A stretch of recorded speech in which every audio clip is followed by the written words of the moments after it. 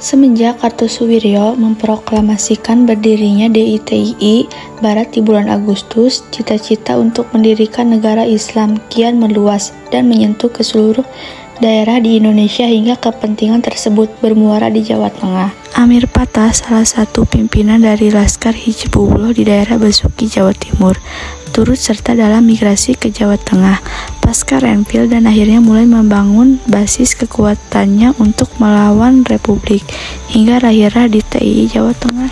Latar belakang lahirnya DITII Jawa Tengah diawali dari faktor kekecewaan terhadap perjanjian Renvil. Seperti yang kita tahu bahwa perjanjian Renvil mengakibatkan wilayah Indonesia yang tersisa hanya sebagian Sumatera, Jawa Tengah, dan Yogyakarta. Tetapi nyatanya Karisidenan Pekalongan yang meliputi kota Pekalongan, Kabupaten Tegal, dan Brebes berada di wilayah kekuasaan Belanda. Selain itu, isi perjanjian Renvil juga mengharuskan tentara untuk mengosongkan kantong-kantong gerilya dan akhirnya Hatta memberitahukan kepada seluruh pasukan untuk mundur ke Patimah termasuk Amir Pattah, pimpinan Hizbullah di Besuki, Jawa Timur. Pattah adalah salah satu pemberontak yang tidak setuju terhadap perjanjian Renvil. Ia memutuskan untuk bergabung dengan pasukan Hizbullah pimpinan Abbas Abdullah dan berangkat menuju Brebes yang merupakan daerah sengketa dalam perjanjian Renvil. Sembari melakukan perlawanan terhadap Belanda di Brebes, ia membentuk pasukan mujahidin yang disebut sebagai Majelis Islam. Kedua yang melatar belakangi Amir Pattah memberontak yaitu didasari atas pandangan yang serupa dengan Kartosuwiryo mengenai kondisi pemerintahan Amir Pattah.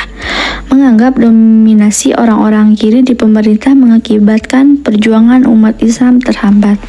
Hal ini terbukti setelah pemerintahan tidak menghargai perjuangannya selama ia melawan Belanda di wilayah Brebes dan Tegal dengan mengangkat Mayor Wangso Atmojo sebagai pimpinan militer di Pekalongan dan perintah ungkapan dirinya oleh Wangso Atmojo. Hal inilah yang mendasari mengapa Amir Pattah melakukan pemberontakan melalui DITII Jawa Tengah. Jalannya pemberontakan pada tahun 1950 bertempat di desa Pengarasan, Tegal. Amir Pattah memproklamasikan berdirinya DITII Jawa Tengah yang terafiliasi dengan detail Jawa Barat. Amir Pattah ditunjuk oleh Kartosuwiryo sebagai panglima perang dan mulai melancarkan aksi pemberontakannya dengan basis wilayah di Brebes, Tegal, dan Pekalongan. Brebes, Tegal, dan Pekalongan menyerang pos-pos TNI, polisi, dan melakukan aksi teror ke beberapa desa hingga membunuh warga dan ulama yang tidak mendukung aksi DITII Jawa Tengah. Dari pemberontakan DITII Jawa Tengah, perkembangan DITII semakin membahayakan, mengakibatkan TNI mengambil langkah tegas dengan membentuk Operasi Gerakan Benteng Negara yang dipimpin oleh Letkol Sarbini, Bahru, dan Ahmad Yani.